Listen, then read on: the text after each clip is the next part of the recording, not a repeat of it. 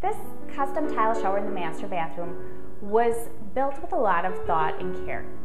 First of all, we have a nice heavy glass clear door. The door swings both directions, so that gives you a lot of leeway. If you have multiple members of the family using the bathroom at the same time, you're not opening the door into someone. And you can also reach in real quick and turn on your water to get it warm.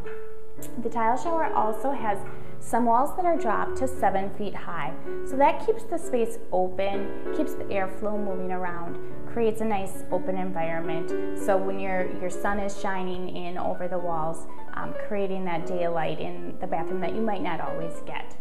We also used a granite sill on the threshold as well as on top of the 7 foot high walls. This just creates a nice clean surface. It ties in with the granite on the vanity, but it's easy to clean and easy to care for. This system that you can't see underneath the tile, it's called a Schluter system. That keeps a watertight, waterproof environment for your shower. So you don't have to worry about leaks down the road or anything happening. Your shower is going to function well. It's going to keep everything underneath it dry, and it's going to give you a nice custom look shower. We also have in-floor heat in the master bathroom. Very important, especially on our cold Wisconsin winter days.